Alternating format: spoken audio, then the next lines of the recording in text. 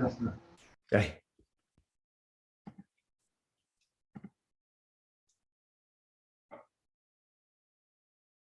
Just a warning, my internet's a little unstable, so it should be okay, but let's see how it goes. Okay. Okay.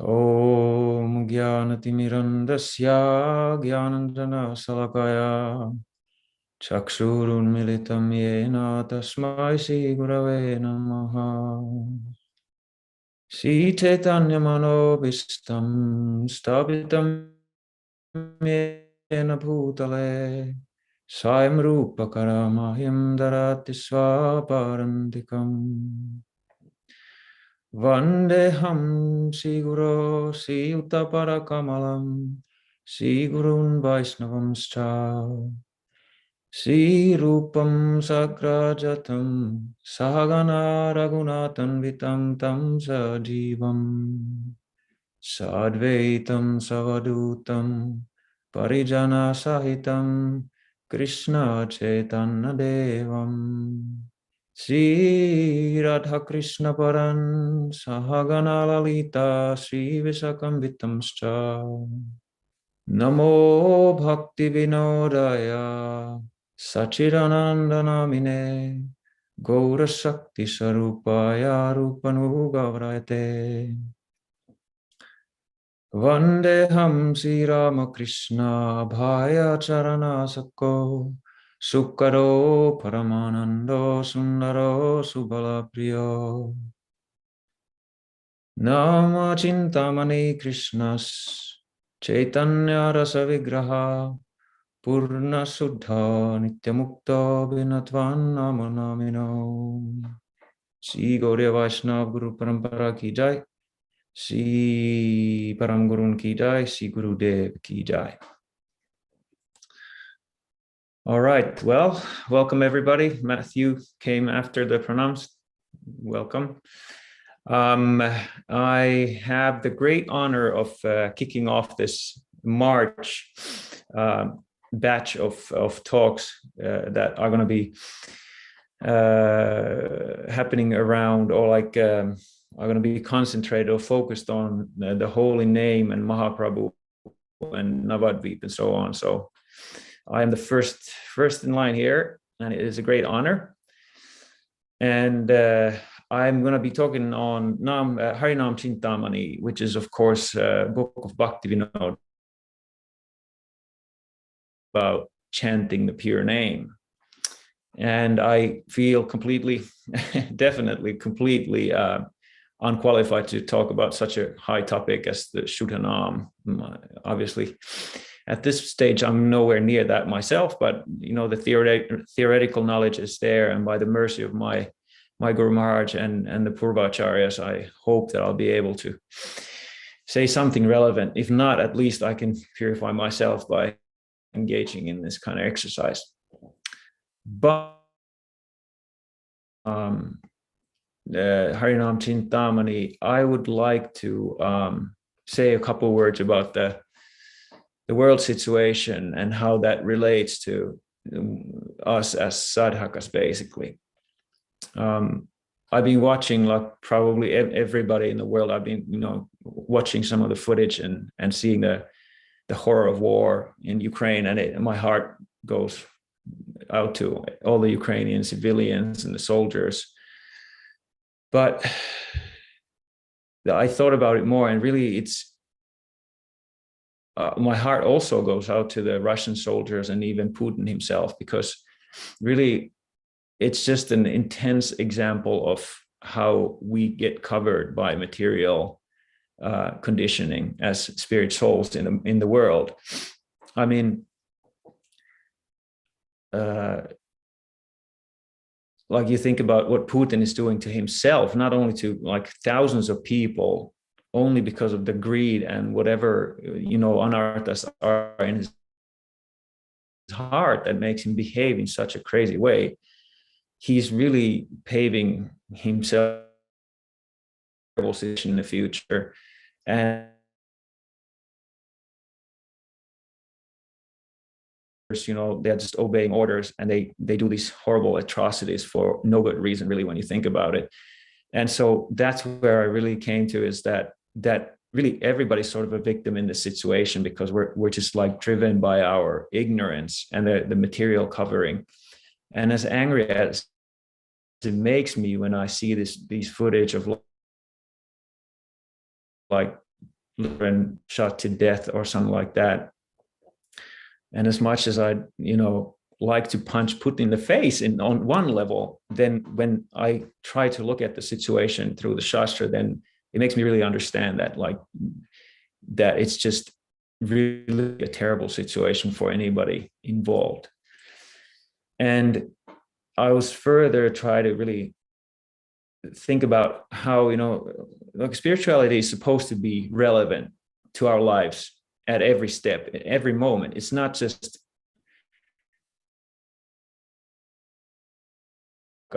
you don't separate spirituality from how you experience the world, right? And so then how do you make spirituality relevant in a situation like what we're going through right now? There's this looming, nuclear war, world war, very intense situation. And here we are studying these, apparently obscure texts that have, somebody could claim, nothing to do with the world right now and what the situation is. Of course, we, strongly disagree with that. And that was my meditation when I was prepping for this class, is like, what is the significance, I guess, especially of Harinama Cintamani to us right now in this moment?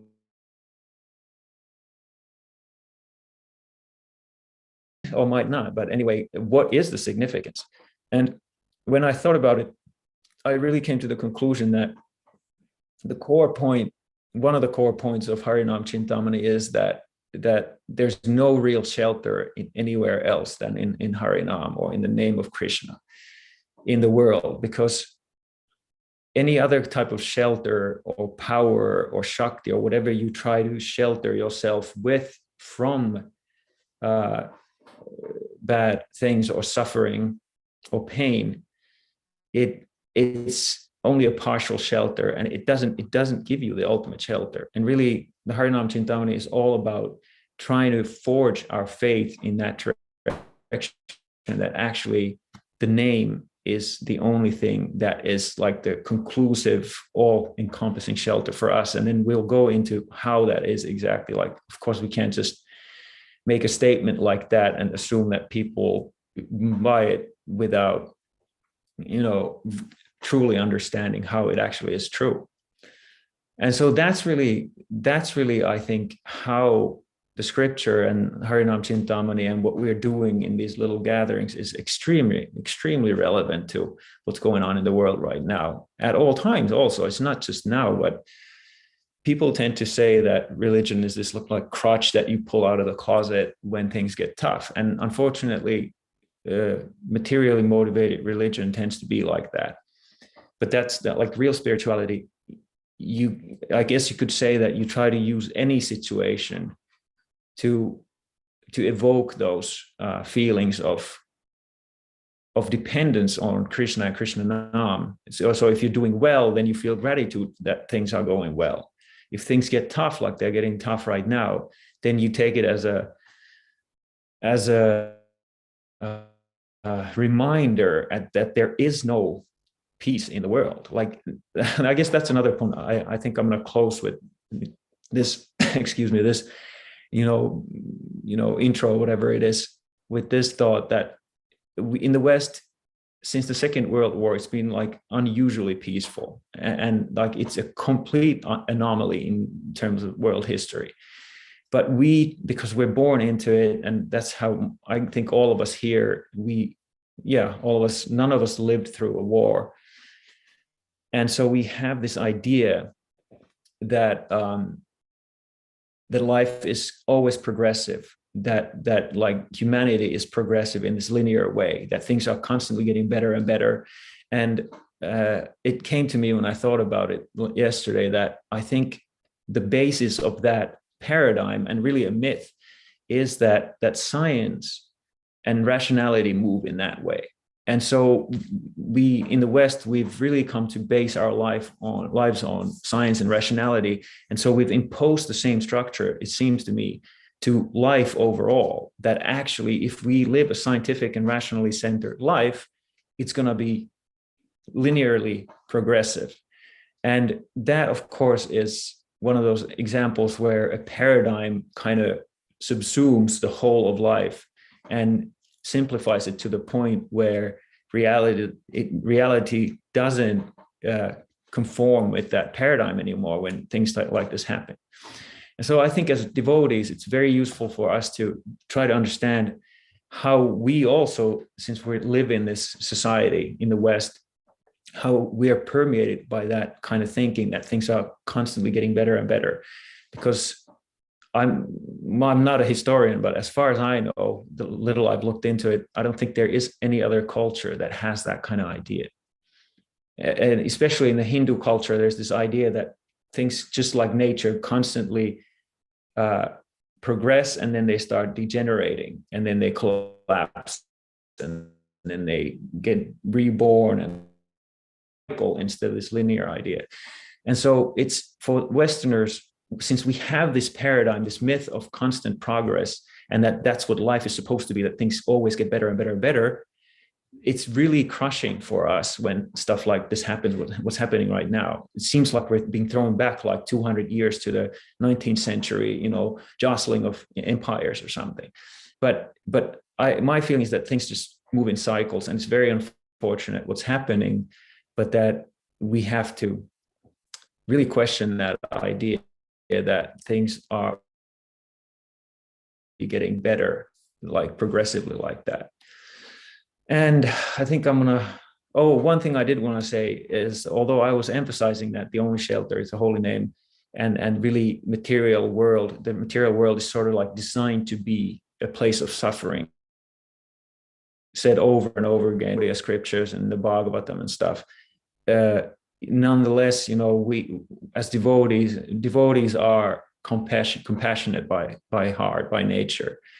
And so it doesn't mean that we shouldn't try to help the Ukrainian devotees, for example, or the Ukrainian people in general. And one of our my god sister, Namarasana, is actually collecting money because there's all these refugees coming from, at this point, it's devotee refugees coming from Ukraine to Poland, and they're like getting them situated, buying them food and supplies and stuff like that. So I just wanted to put it out there that if you want to help, like actually directly and practically these people who are suffering so much, these devotees, you can donate money to Namarasana, who's going to spend every cent of it on these devotees to help them. And if you're interested, you can find her PayPal address on my Facebook page. I posted this thing that she wrote. So check it out if you're interested to help. And with that, let's move on to the meat of the subject, which is Harinama Cintamani. So Bhaktivinoda Thakur, he wrote Harinama Cintamani in 1900. So that was 4 years after Jiva Dharma, which is considered to be his magnum opus. And it's nice for me to go through Bhaktivinoda's writings, because I start getting the sense of like what happened when, and how his thinking is maybe evolving or taking some different directions. And as you might know, Bhaktivinoda, in the end of his life, he went full bhajan, like he's locked himself up in a room and did nothing but like chanting and his personal bhajan. And so he passed away in 1914. So Harinama Cintamani was written 14 years before he passed away.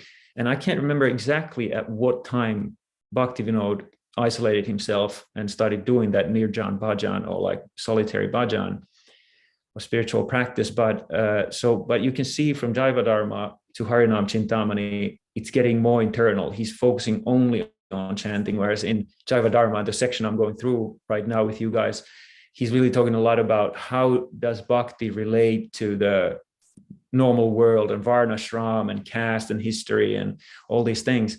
But here he's starting to go just like hardcore. Just what is Krishna Nam? How do you learn to chant Suddha Nam? Let's get into the very core of what our practice is about. And you could say that Harinama Cintamani is kind of like a user manual for chanting. And I thought like it'd be a good idea whenever, the guru hands the beads, he hands the manual with it, just like you buy a chainsaw or something, you always get the manual with it because people are going to cut their hands off otherwise or something. So really Harinama Cintamani is this like manual of how do you progressively and step by step go towards pure name, which is Krishna himself. So basically, how do you completely unite with Krishna through the name? And if we continue this chainsaw manual metaphor or simile, I guess simile, and look at the manual, how is it constructed or organized?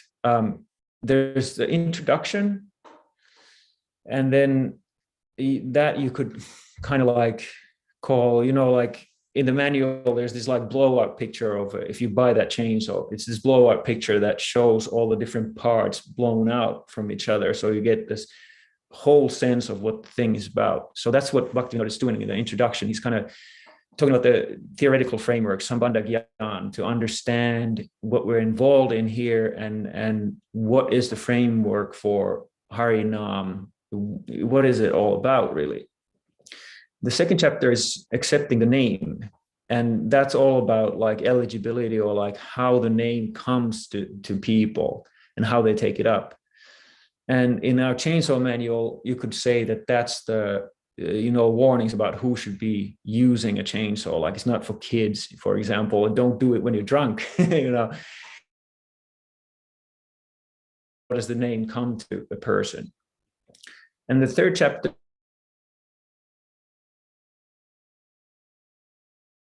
what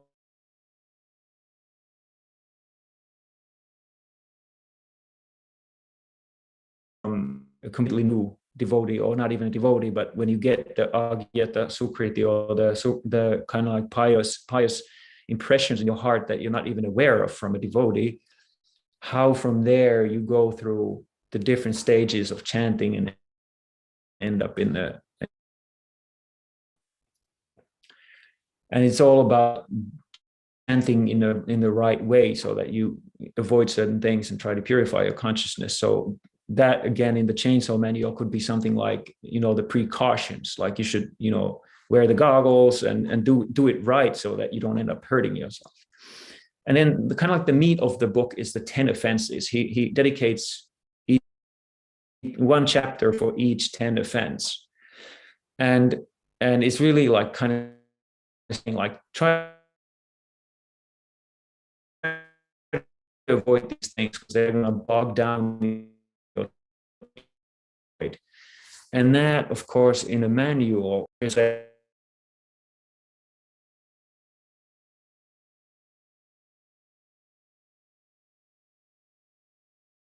blade or something. Sorry for the kind of like macho simile here, but the thing is like when you live in a place like Audaria, you're constantly involved in like maintaining machinery and fixing chainsaws, stuff like that. So I was just weed whacking yesterday. So this machinery stuff's kind of in my mind. But anyway, it definitely does relate directly in some ways. How if you have a thing that you don't know how to use, the manual, you pretty much need a manual. And even better, if you have a person who's very experienced at running a chainsaw, like Chidahari has been for me since I came to Audaria, that's when you combine those two, that's priceless. Of course, that's the passive and active agent of the Bhagavat principle. And then the 14th chapter is about Seva Aparad. So that's like the auxiliary or kind of like the supportive actions for Harinam, which is deity worship, and what not to do there. And that, I'm getting a little over the top with the simile, but you could think of it as the how to service your chainsaw. So it's not directly about using the chainsaw, but it's the service. And there's in the manuals always have all this stuff about how to service and maintain your equipment. And then the final chapter is called Bhajan Pranali, which you guys might be familiar with the word Pranali, Siddha Pranali. It means lineage. So in this context, it means that Bhaktivinoda is basically showing when you're very advanced, when you're chanting Suddha Nama, how you can enter Lila Smaranam through chanting alone.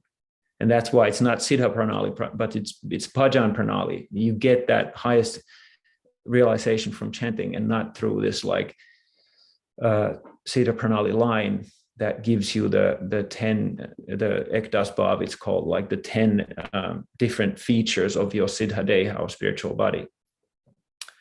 So in the chainsaw manual thing, this would be the final stage of how to actually run your saw after all the precautions, the do nots and stuff. Now it's to finally running the saw, and how do you run the saw with the best possible efficiency.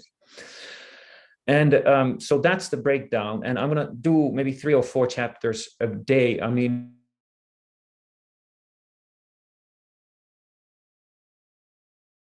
but a lot of the chapters are short. I don't think it's going to be too overwhelming or anything.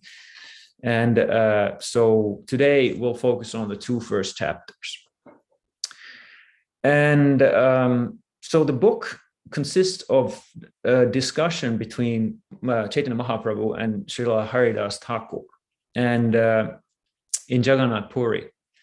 And it, starts with this nice description of how there's this Daru Brahma, or like Brahman made out of wood, which is of course Jagannath Swami, the deity. And Bhaktivinoda kind of takes this bird eye view coming down. Okay, there's this place Jagannath Puri by the sea, and then the lord of that place is the Daru Brahma. And then now a sannyasi, God has come to Jagannath Puri again in the form of a sannyasi, or the named Sri Chaitanya. And he goes on to say that this Chaitanya taught these presented precise spiritual instructions for the benefit of humanity in Jagannath Puri. And Bhaktivinoda points out in the beginning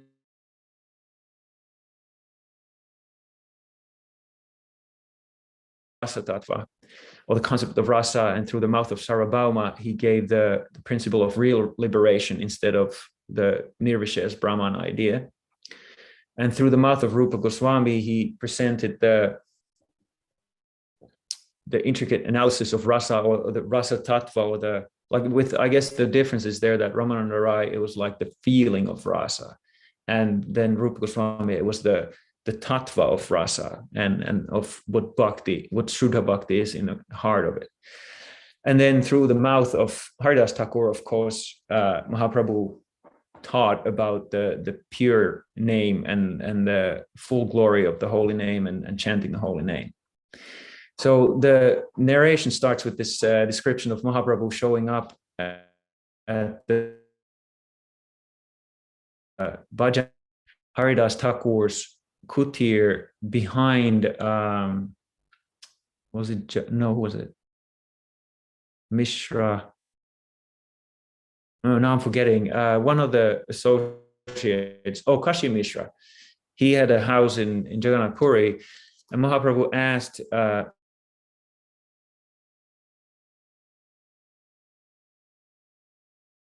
backyard, basically. There was a kutir there. And there was this tree called Siddha Bakula, which became famous later on. I wanted to share a nice image of that situation, or the moment when Haridas starts,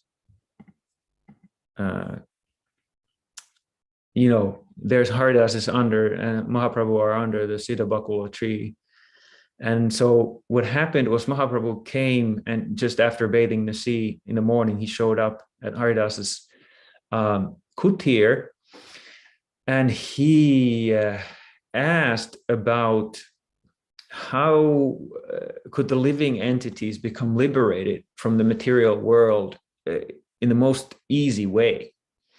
And Haridas Thakur, he started shivering in ecstasy, and tears came to his eyes, and he clasped Mahaprabhu's feet and said that he started glorifying Mahaprabhu. You're the Purna Brahman. You're like just like all this beautiful glorification. And then he started deprecating himself, like, I'm absolutely nobody, I'm nothing, like I have no qualification whatsoever. And he was just showing this intense humility about the fact that Mahaprabhu would ask him to explain these things. And that, of course, it's not mentioned in the book, but it's clear that that is the qualification for pure chanting or for describing these things. I don't know why I am describing these things, because I do not have this qualification for sure. You can ask my wife about my pride.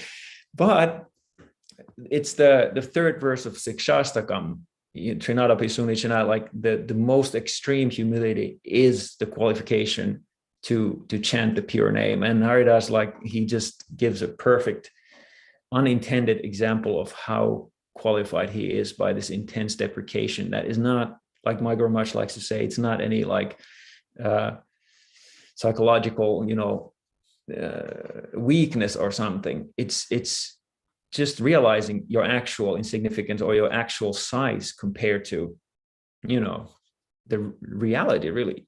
I mean, Krishna and Mahaprabhu, they are like reality personified, and we're these tiny little sparks. So you can imagine if you actually like realize that in the presence of reality personified, how you would feel. And then on top of that, that reality is so affectionate and loving towards you. So, I mean, I can theoretically understand how extremely humbling that would be. So then Haridas Thakur, he starts giving the bird's eye view of our material conditioning and our situation of, like, let's actually look at what this is like. Let's not just focus on what we perceive through our senses and mind, but let's look at through the Shastra how hopeless our situation is. And so he starts it by describing Krishna and how he's the perfect whole and a completely independent being, and the totality of existence. And then he goes on to explain his Shaktis, that although he's completely independent, he's inconceivably always connected to his Shaktis. And then he goes on to describe the different types of Shaktis, the Antaranga Shakti, or the internal potency, the Tatastha Shakti, which is the Jivas, and then the Bahiranga, or the material world. And so he's trying to make us understand how small we are and how stuck in our illusion we are. Again, thinking back to Putin, and the whole war and everything, how stuck we are in this provisional, illusory idea of what is actually going on and what reality is. And so when Bhaktivinoda or Haridas Thakur talks about the Jiva Shakti, he talks about the two different types of Jivas, the Nitya Siddhas who are already liberated, and then us, poor, I don't want to use an expletive, but poor bastards out here in the world. And so then, to really try to make us understand the situation that we're in, he describes how we try to be happy through karma, or we try to be happy through gyan, and it's never fully satisfying for the soul.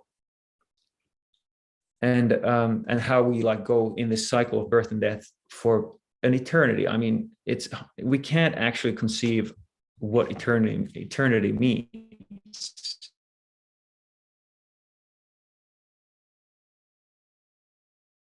Sort of enjoying forever. There's never a time when we were not in this cycle, and we're stuck in it.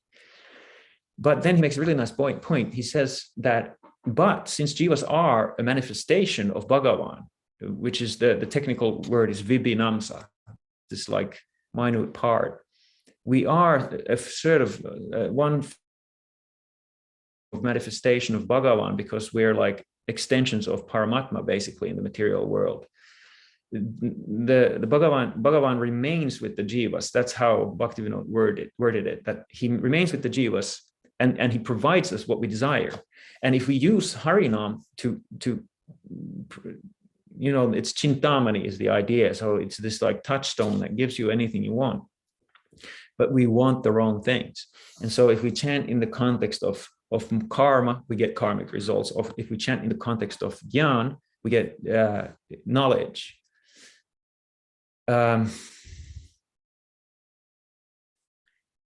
So basically the karmis, they try to enjoy the world, and the jnanis, some people come to the realization like, wow, this world is full of suffering. I want to get out of this sphere. And that's when they start practicing jnana.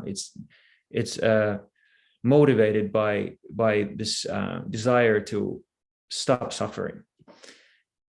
And then there's of course the devotees, and they, at least we're supposed to do bhakti. Well, yeah, if you do it for the pure reasons, that's what makes you a devotee. Please Krishna, and to serve him and to give him pleasure, really. And there are Bhaktivinoda goes on to explain how there are like different sukriti for different things. So there's karma sukriti, jnana sukriti, and bhakti sukriti. And the other types of sukriti you get from association, or like from your nature. You have a certain karmic nature, or you've started to cultivate jnana, and so you get it kind of, how would I explain it? It comes from the material environment, that sukriti. But bhakti sukriti comes from outside. It comes from outside of this whole sphere, and it starts with the agyata bhakti sukriti, which means that you get contact with devotees and devotional behavior without realizing what you're doing. It rubs on you without you having any say in it, and that's the only way to start developing bhakti sukriti.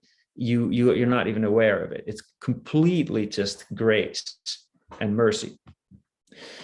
And so that fructifies into a conscious effort to seek out sadhu sangha. Once you get enough of that agyata sukriti, then it pops through the surface at some point, and then you all of a sudden have this desire to seek out sadhu sangha. Your heart just like, I need something. You don't know exactly what it is, and then when you meet the devotee, then you realize this is what I've been looking for, and that's when you really start cultivating the bhakti sukriti in this major way. Like consciously, you go for it, and you start gradually focusing your whole energy, your whole life towards becoming a devotee. And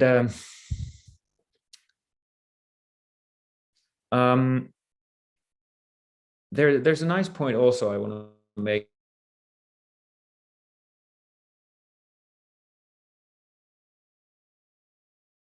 To gradually bring them to the platform of bhakti.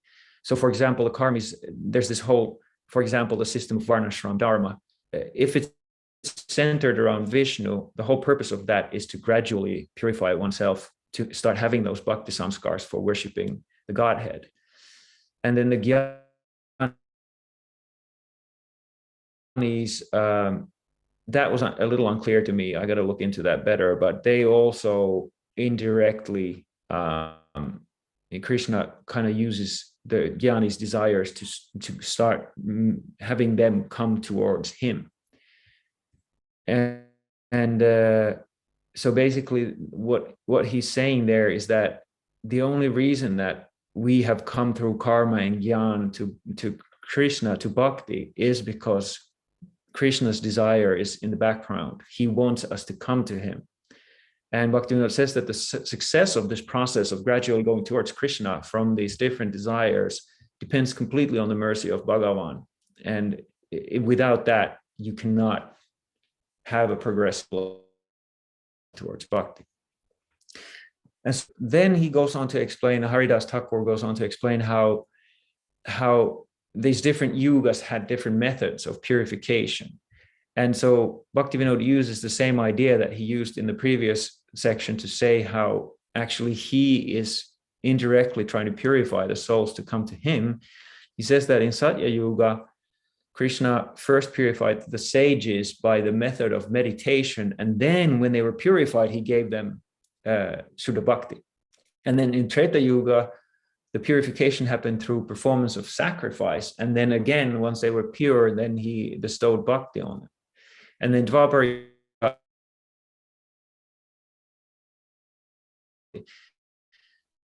But then in Kali Yuga, the whole thing is such a mess that I think maybe Krishna got a little like impatient. He was like, yeah, you guys can't purify yourself with any method because you're so degraded and so bewildered by the material influence. So here's Harinam for you. This, you don't have to, there's no preliminary purificatory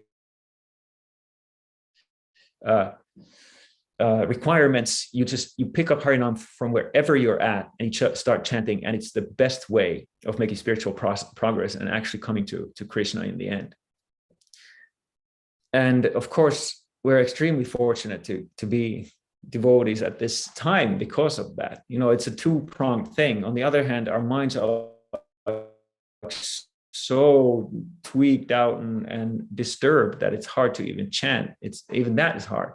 But if we can get through that, then it's like so much easier than it has been in the previous yugas. And there's really no other qualification than having even some faith in the beginning for the chanting, and just doing it, and it starts purifying you.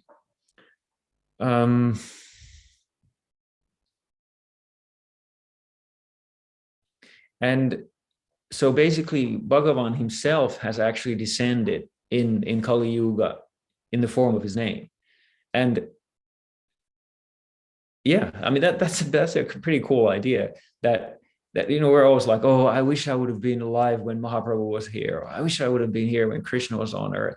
But we probably would have not even recognized them in some ways because we're so covered, because the name is directly Krishna, and we're not recognizing Krishna, the name for being directly Krishna. So what makes us think that we would have recognized God if we were on the planet at the same time? So the beautiful thing, of course, about Harinam is that the means is Harinam, but that the means never disappears. The goal is Krishna Prem, but once the goal is reached, the means are never given up, because Harinam is intrinsic to the activities of Prem. And that's a really interesting point, that whatever that Harinam is in its true pure state, it is intrinsic to Prem. There's no separation between the name and Prem, of course, because that is Krishna directly. The name is Krishna. It's completely spiritual. And after this kind of like overview, Haridas Thakur, again, he falls at the feet of Mahaprabhu and just cries incessantly and starts deprecating himself again. And the second chapter starts with the description of then Mahaprabhu, you know, his heart is melting from the intense humility of Haridas Thakur. And so he in turn starts glorifying Haridas Thakur, saying, how could there be a better devotee than you? And it's a beautiful exchange of how that relationship with Bhagavan works when it's completely pure and without any kind of motive. It's this completely unobstructed, spontaneous back and forth between God and the servant. So chapter 2 is called Accepting the Holy Name. And as I mentioned, Mahaprabhu starts by glorifying Haridas and saying how he showed the whole world how Shuddha Bhakti is not obtained by any qualification of like birth, or there's no external qualification, because that's in the world of karma, or there's no external qualification in terms of knowledge or anything like that, because that's in the realm of jnana. So and then Mahaprabhu says a beautiful thing. He says that the proof that you believe, that you have full faith in the name, that you think it's the highest thing, is the way you behave. Of course, Haridas Thakur chanted 300,000 names a day. And how could you have faith in anything else if all you do is sit and chant? And that is a very, very useful kind of like a barometer, or what would you call it? Like some kind of a meter that you can use to gauge where you are at devotionally, is like how much of your behavior, both mental and physical behavior, centers around Krishna. Because of course, like faith and activity, or faith and your mental state, are completely really united. And so then if you start kind of like, what's the word?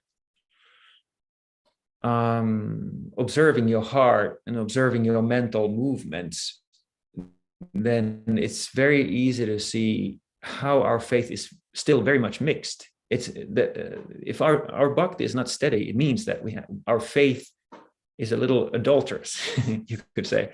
It's going in different directions. It has faith. We have faith in many things. That's our state as sadhakas, lower level sadhakas, is that our faith is not pure. And whereas Haridas, he had absolutely no interest in anything else. And the same thing is seen in the life of the great acharyas also. And like you even think about somebody like Akinchan Krishnadas Babaji Maharaj, who lived, he was a godbrother of Srila Prabhupada, and he had nothing else than Harinam. He only slept like an hour or two a night and just chanted and did kirtan all day. And so that was his faith. That's all he had faith in, and that's all he did, because he didn't have faith in anything else. So then Mahaprabhu asks Haridas Thakur to describe how living entities take up chanting. What is that process that the name comes to them, and how do they take it up? And so Haridas Thakur, I have to skip ahead a little bit because I'm a little behind. But anyway, Haridas Thakur starts describing the nature of the holy name, how it's Cintamani and everything included in it. And it does, it gives you all your desires, whatever you desire when you're chanting, that will come to be. And he really emphasized the point that the name is identical to Krishna, and that the name is a conscious personality. The term is Chaitanya Vigraha. That glorification I sang in the beginning, the Nam Cintamani Krishna's verse, there's a part that says Chaitanya Rasa Vigraha. So it's the form of consciousness and bliss, the name itself. And it's an actual conscious personality, none different from Krishna. And it's eternally liberated, of course, and completely beyond the gunas. And it descends into the material world in its pure form, in the pure spiritual form. Since it is none different from Krishna, that is the means for the sadhaka to taste the sweetness of Krishna in this world. It's like this like stream of nectar coming down from the sky. And of course, we have like cellophane on our mouths, and it just like drips off of our mouth, and we're like, it's not working. It's not a real thing. All we have to do is, but of course we have our own faith around what it is that's blocking us from tasting that drip of nectar coming down from the sky.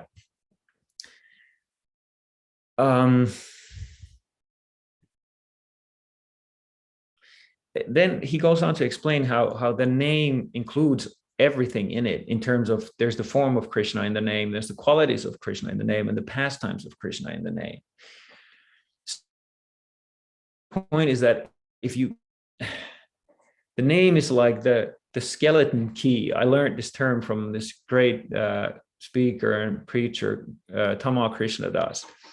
And so the name is the skeleton key. In these old mansions, they had like hundreds of rooms, and each room had its own key.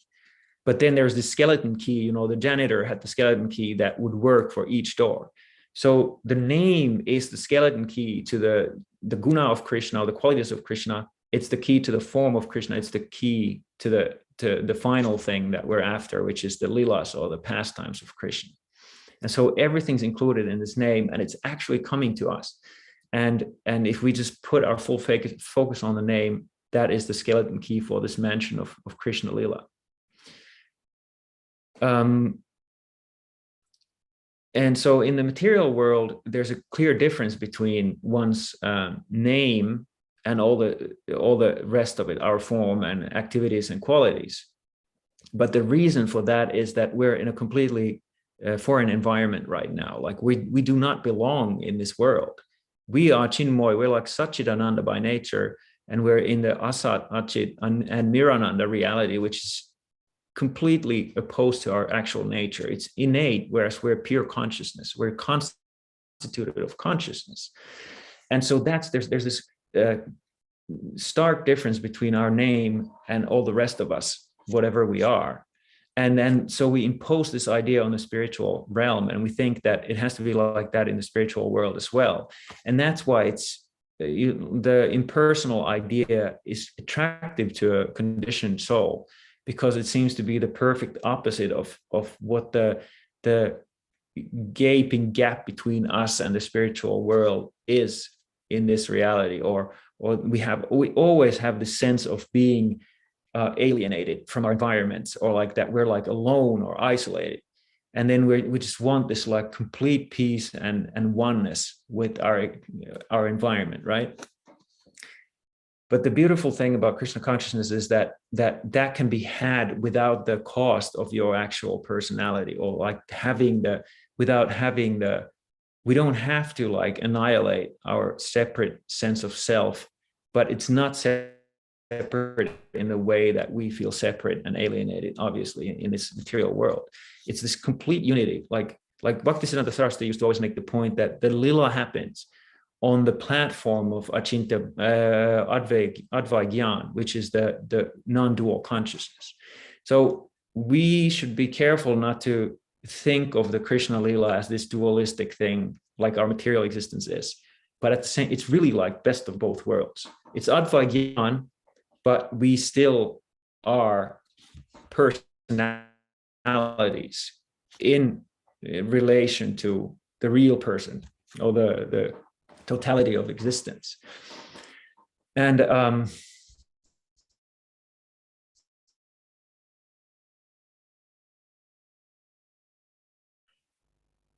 then Haridas Thakur makes the point about there being like the primary names of God and secondary names of God.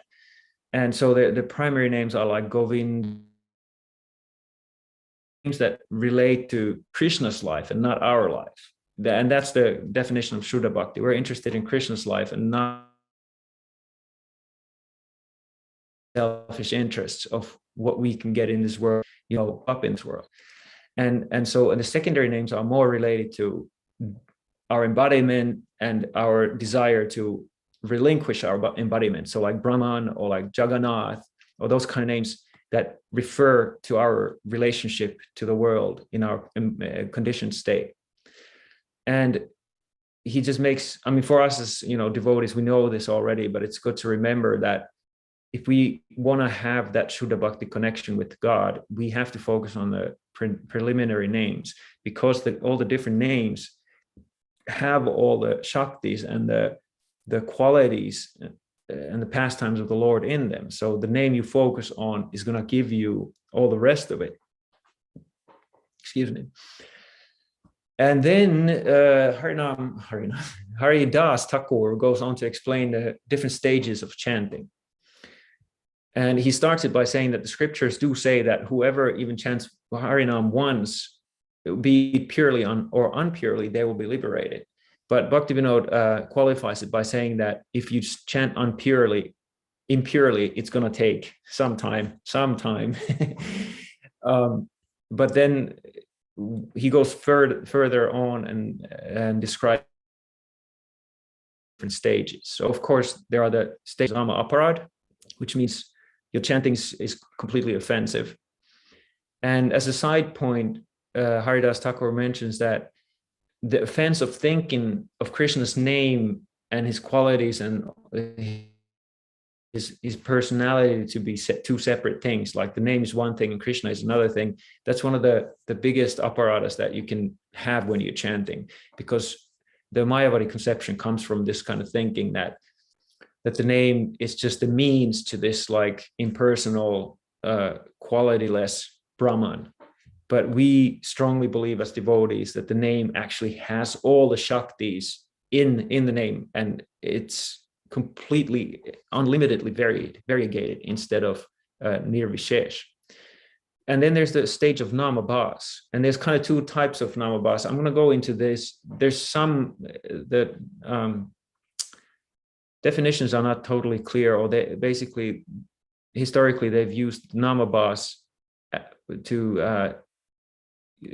explain different types of chanting, and it's not always clear which is which. So I'm going to go and try to completely clarify it in a future class. But for now, we can just define Namabhas as either chanting with the right conception, but the heart is not pure, which is, you could say, what we as initiated devotees hopefully are on that level, or without offenses, but with no understanding of the name. There's a whole explanation in the Bhagavatam of how you can chant without, like, offenselessly, but even making fun of the chanting. And we'll go to that later on as well. And then, of course, the highest reach is the Suddha Nama, or the pure name, completely pure chanting, where you're basically in the company of Krishna. And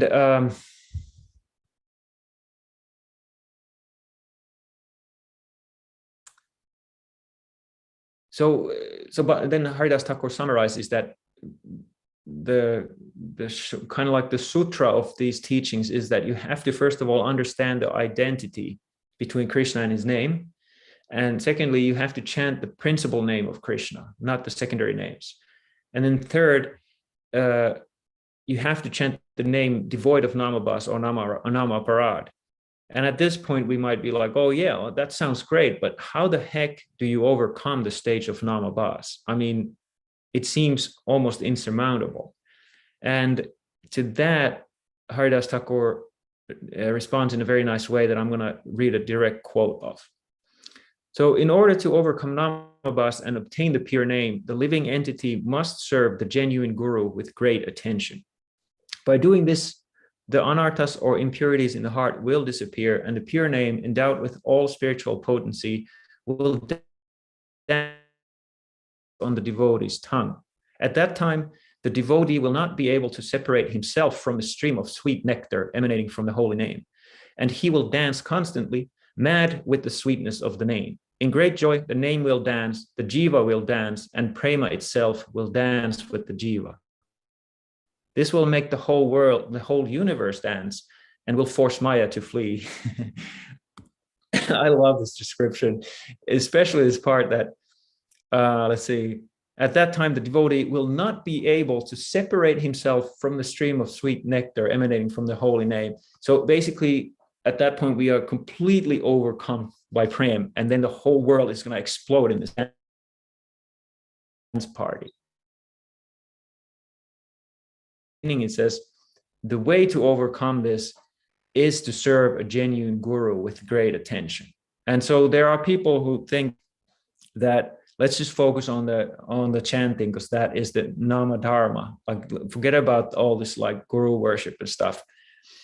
And of course, there have been like exaggerations in the guru worship in the past 30 years for sure. So it's not totally, uncalled for. But the principle of serving, it doesn't have to be a guru actually. What he's talking about is a Shuddha Vaishnava that instructs you, somebody who's pure already. In terms of the chainsaw manual, it's the dude who knows how to run the chainsaw, Chitahari in my case.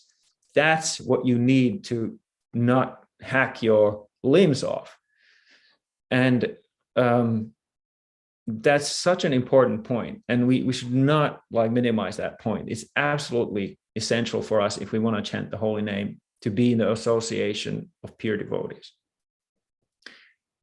Then the question comes, well, how do you qualify yourself for such a high practice, like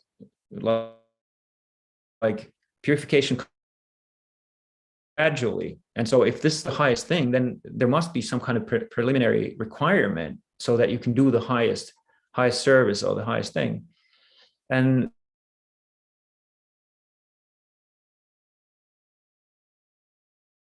beautiful song, Boroshuker Kapur by Nityananda, selling the holy name. Just recently, Mohini gave really nice classes on this point. This was one of the songs that she explained. And so faith is the only thing, but okay, you could definitely ask, okay, sounds so easy. It's only your faith.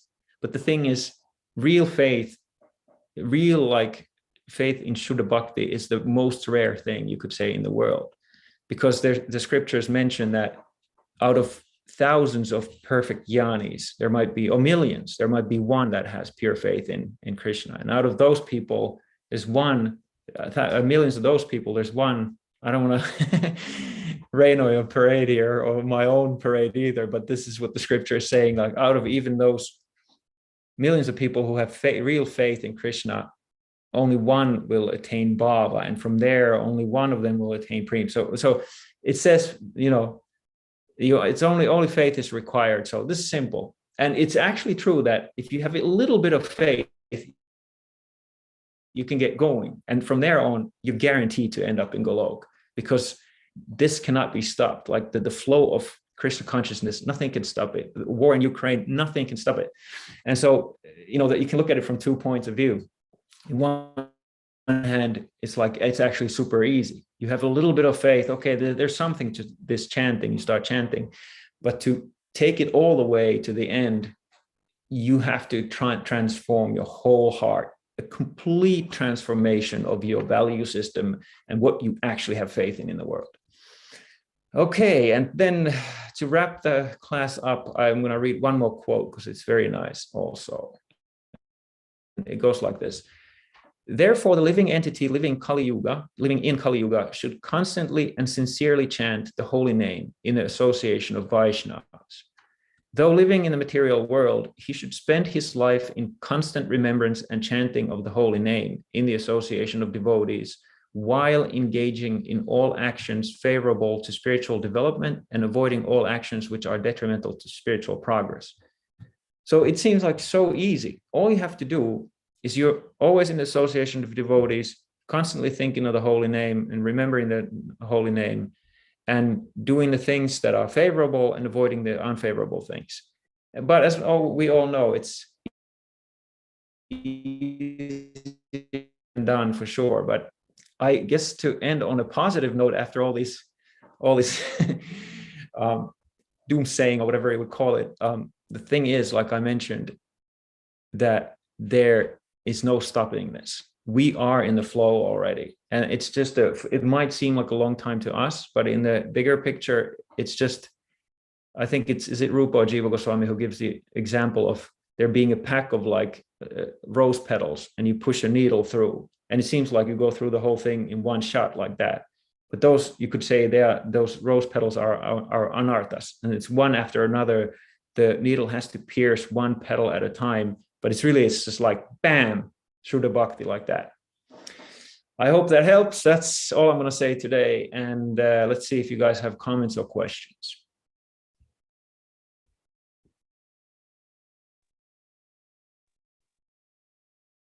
Haribol, Gurunistha. Haribol, Haripriya. Hey, thank you so much for your class. It was really inspiring. I have one comment and one question as well.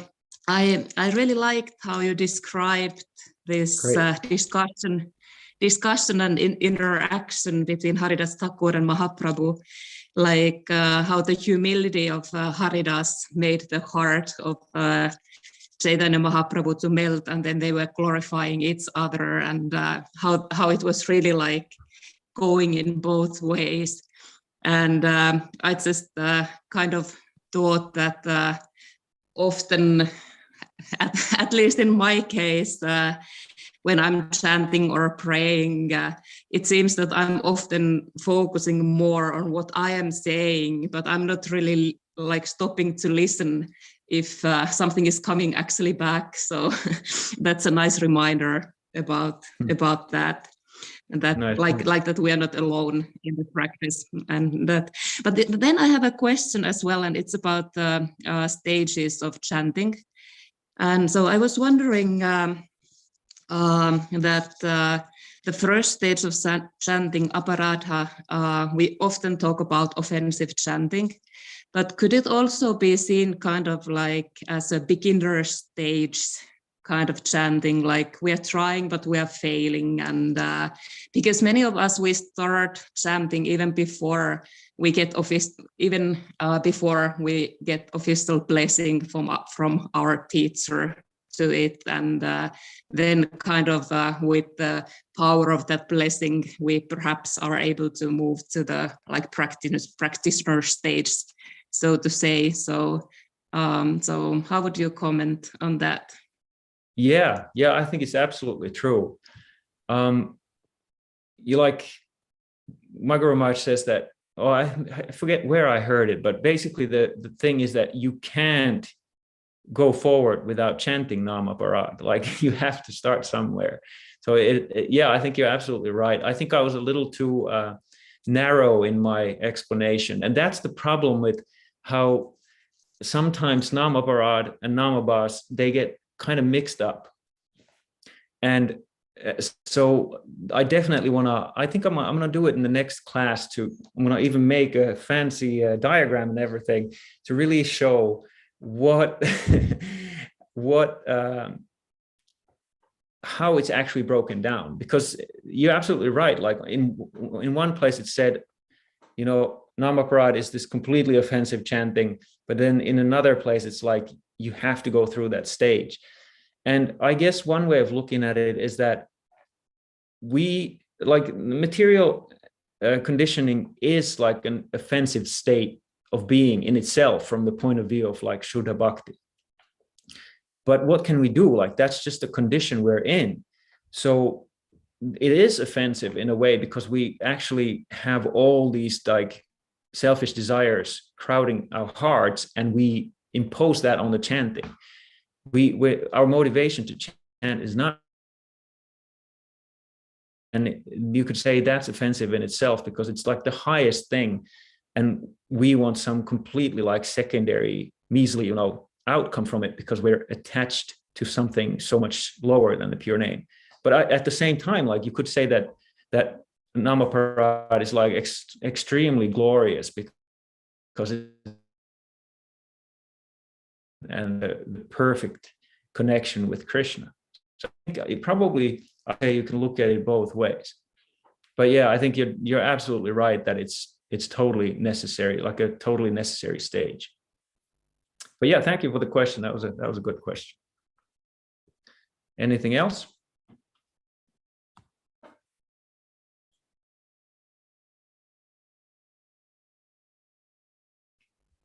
Okay, looks like that was it. Okay, well, we're just past an hour already, so let's stop here. Oh, actually, there was a comment. Let's see.